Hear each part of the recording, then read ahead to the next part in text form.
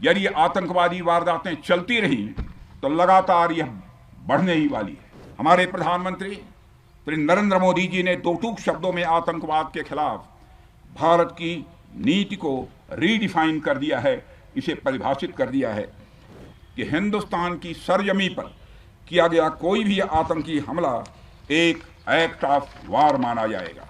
दोनों देशों में जो अंडरस्टैंडिंग बनी है फिलहाल वह इसी बात को लेकर है कि सरहद पार से कोई बेजा हरकत अब नहीं की जाएगी।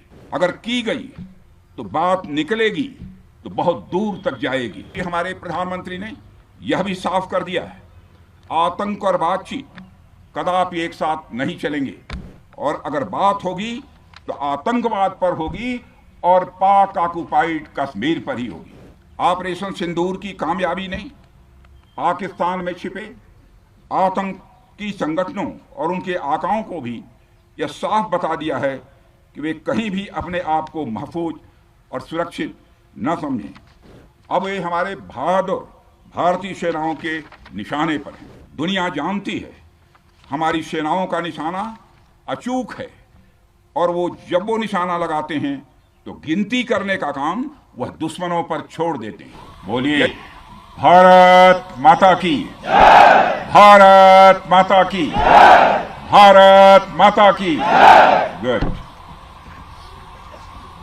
जम्मू कश्मीर के लेफ्टिनेंट गवर्नर श्री मनोज जी सिन्हा, जम्मू कश्मीर के मुख्यमंत्री जनाब अमर अब्दुल्ला साहब, chief of army staff general Upendra ji Dwivedi, GOC-in-C northern command lieutenant general Prateek Sharma, GOC-15 को लेफ्टिनेंट जनरल प्रशांत श्रीवास्तव, और हमारी आर्म्ड फोर्सेस के सारे अफसर्स और मेरे बहादुर जवानों, सबसे पहले आतंकवाद और आतंकवादियों से लड़ते हुए हमारे जिन बहादुर जवानों ने अपनी शहादत दी है, उनकी शहादत को मैं नमन करता हूं, उनकी मैं स्मृति को नमन करता हूं। और साथ ही पहलगाम में जो निर्दोष नागरिक आतंकवादियों के द्वारा मारे गए हैं, उनकी भी स्मृति को मैं नमन करता हूं। मैं हमारे घायल सैनिकों के साहस को भी नमन करता हूं और ईश्वर से यह प्रार्थना करता हूं कि वह जल्द से जल्द स्वस्थ हो जाएं। मेरे दोस्तों, इन विषम परिस्थिति में आप सबके बीच आज आकर मैं स्वयं को बहुत ही गौरवान्वित महसूस कर रहा हूं। हमारे प्रधानमंत्री माननीय नरेंद्र मोदी जी के कुशल नेतृत्व और मार्गदर्शन में ऑपरेशन सिंदूर के दौरान आपने जो कुछ भी किया है, उस पर पूरे देश को गर्व की अनुभूति हो रही है। मैं अभी भले ही आपका रक्षा मंत्री हूं, लेकिन उससे पहले तो मैं भारत का एक नागरिक हूं। रक्षा मंत्री के साथ साथ मैं आज भारत के नागरिक के रूप में भी आप सबके प्रति आभार व्यक्त करने के लिए यहां मौजूद हूं।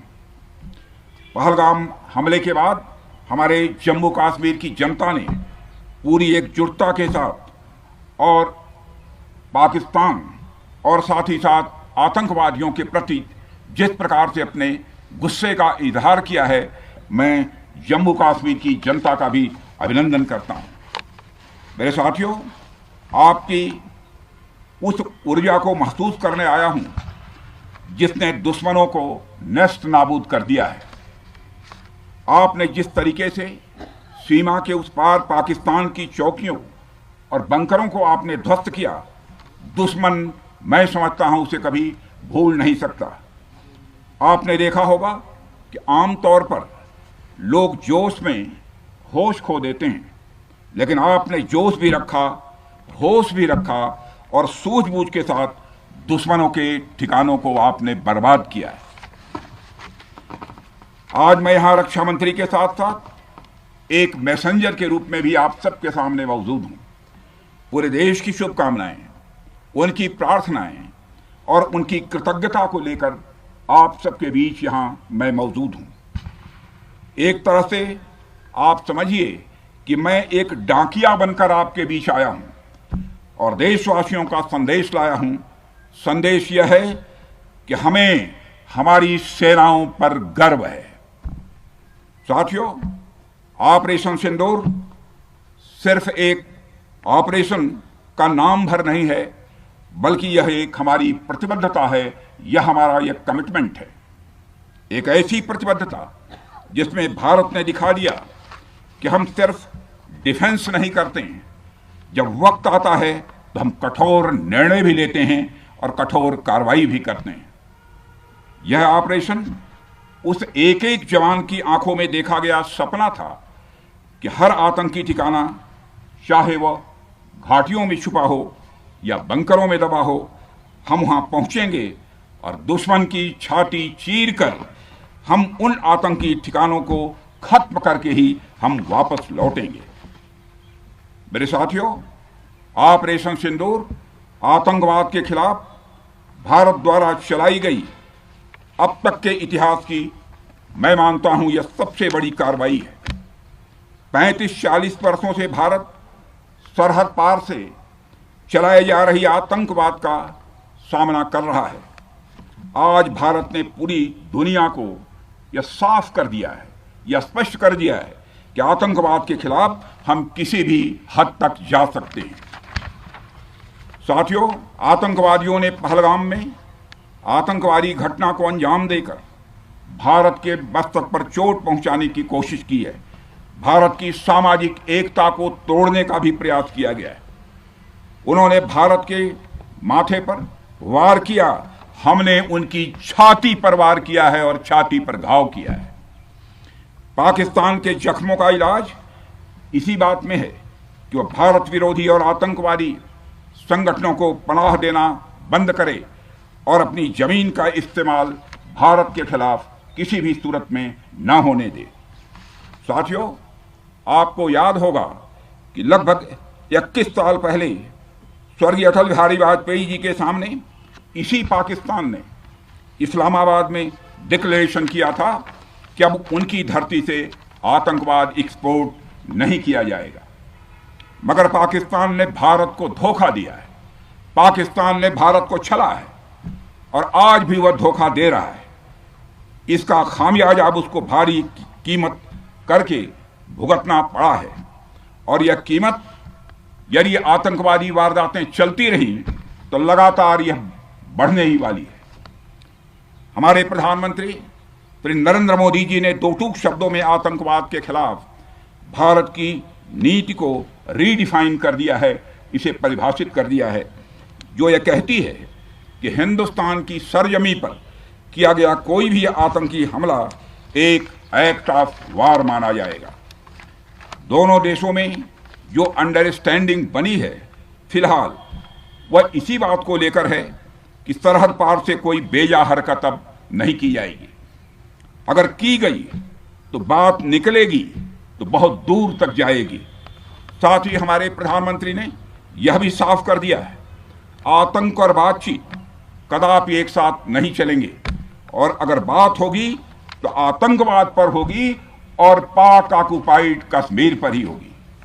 साथियों, ऑपरेशन सिंदूर की कामयाबी ने पाकिस्तान में छिपे आतंकी संगठनों और उनके आकाओं को भी यह साफ बता दिया है कि वे कहीं भी अपने आप को महफूज और सुरक्षित न समझें। अब वे हमारे बहादुर भारतीय सेनाओं के निशाने पर हैं। दुनिया जानती है हमारी सेनाओं का निशाना अचूक है और वो जब वो निशाना लगाते हैं तो गिनती करने का काम वह दुश्मनों पर छोड़ देते हैं।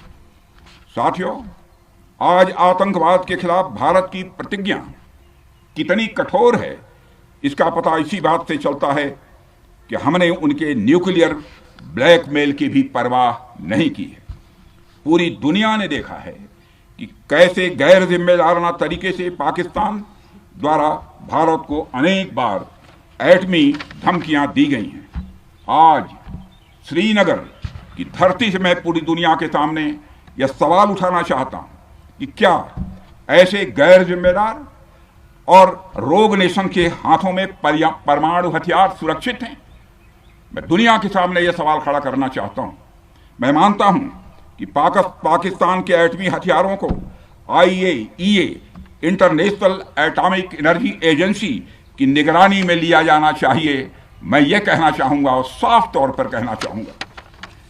साथियों, हमारी सेनाओं हमारी सीमाओं पर अपनी मातृभूमि की रक्षा के लिए जिस तरह से आप सभी बिना रुके बिना थके दिन रात लगे रहते हैं, वह अपने आप में अद्भुत है और अद्वितीय भी है।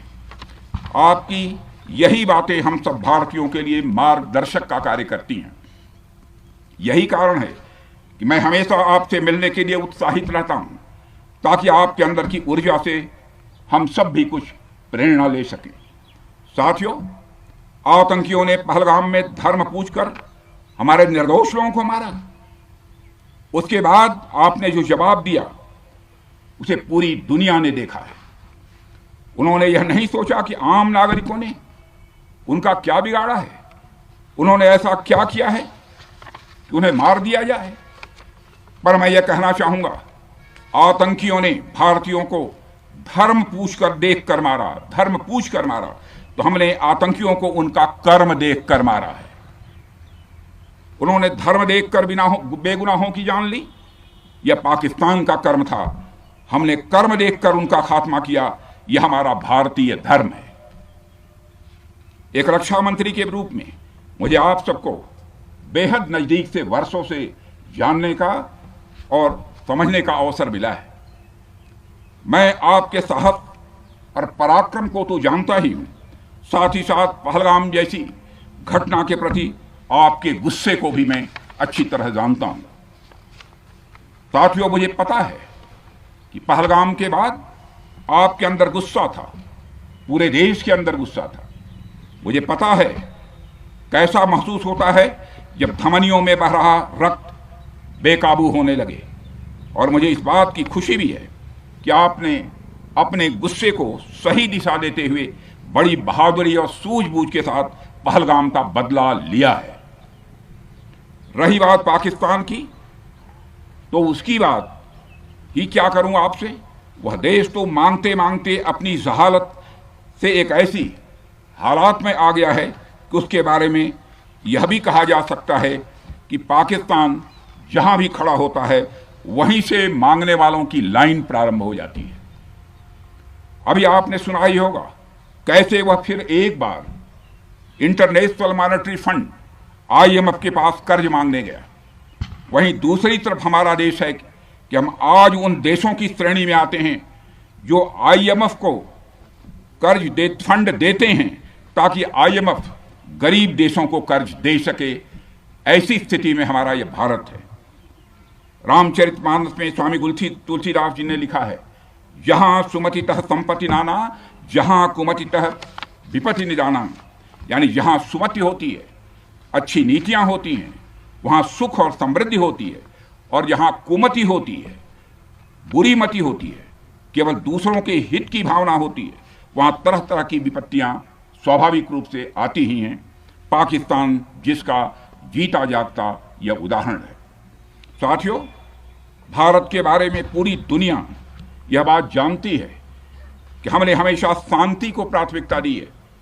हम आमतौर पर युद्ध के समर्थक कभी नहीं रहे, लेकिन स्थितियां जब इतनी विकट हो जाएं, जब देश की संप्रभुता पर आक्रमण होने लगे, तो जवाब देना यह आवश्यक हो जाता है। राष्ट्रकवि रामधारी सिंह दिनकर जी की पंक्तियां आपके सामने रखना चाहूंगा। रुग्ण होना चाहता कोई नहीं, रुग्ण होना चाहता कोई नहीं, रोग लेकिन आ गया जब पास हो, तिक्त औषधि, कड़वी औषधि, तिक्त औषधि के सिवा उपचार क्या, शमित होगा वह नहीं मिष्ठान्न से। यानी कोई बीमारी अगर लग जाए वह मिठाई से दूर नहीं होती है, उसके लिए कड़वी दवा ही काम करती है। इसलिए आतंकवाद जैसे रोग के लिए भी ऑपरेशन सिंदूर जैसी दवा की बड़ी जरूरत हो गई थी। साथियों, पूरे देश में हमारी सेनाओं को और हमारे सैनिकों को एक सम्मान की दृष्टि से देखा जाता है। एक सशक्त राष्ट्र वही होता है जो अपनी सेनाओं को सम्मान के साथ साथ आधुनिक हथियार और साजो सामान भी दे जिसकी उसे जरूरत है। मुझे गर्व है कि आज प्रधानमंत्री जी के नेतृत्व में सरकार हमारी सेनाओं के लिए यह सब सारा काम कर रही है। हमने यह सुनिश्चित किया है कि हमारी सेनाएं हर परिस्थिति के लिए तैयार रहें। और मैं यहां पर army chief general Upendra Dwivedi ji को भी बधाई देना चाहता हूं, क्योंकि बार बार मेरी चर्चा होती रही है और बार बार मैं ये पूछता हूं कि जो भी आवश्यकताएं हैं उन आवश्यकताओं को पूरा करने के लिए हम पूरी तरह से तैयार हैं। और इसलिए इसके लिए हम वर्ल्ड क्लास बेहतरीन गुणवत्ता वाले साजो सामान अपनी सेनाओं को देने की कोशिश कर रहे हैं। आज आधुनिक राइफल्स, मिसाइल डिफेंस शील्ड और ड्रोन्स जैसी नई पीढ़ी के कई इक्विपमेंट को तेजी से भारत में ही बनाया जा रहा है। साथियों, इसके अलावा सीमावर्ती इलाकों में हमने जो काम किया है वो आप सब देख रहे होंगे। आज एलएसी और एलओसी पर भी कनेक्टिविटी है, वैसी पहले शायद कभी नहीं थी। हमने हर स्तर पर यह दिखाया है कि हमारी सरकार केवल युद्ध भूमि पर ही नहीं बल्कि व्यक्तिगत रूप से और पारिवारिक रूप के साथ अपने सेना के जवानों के साथ खड़ी है। साथियों, अंत में एक बार फिर आप सभी को आपके शौर्य और पराक्रम के लिए हृदय से हार्दिक बधाई देता हूं। मैं आपको यह आश्वासन देता हूं कि हमारे प्रधानमंत्री जी के नेतृत्व में देश की सरकार और देश की जनता हर कदम पर, हर स्थिति में आपके साथ कंधे से कंधा मिलाकर खड़ी है। मुझे पूरा विश्वास है कि आपके सहयोग से हम इस पूरे क्षेत्र में आतंकवाद का समूल नाश करेंगे, ताकि कल को कोई भारत की संप्रभुता के खिलाफ आंख उठाने की हिमाकत न कर सके। इसी आशा और विश्वास के साथ आप सबके शौर्य और पराक्रम की सराहना करते हुए और आप सभी को अपनी हार्दिक शुभकामनाएं देते हुए अपना निवेदन समाप्त करता हूं। बोलिए जय हिंद, जय हिंद। यहाँ का घोष वाक्य क्या है? इस भारत माता की जय। क्या बात है। भारत माता की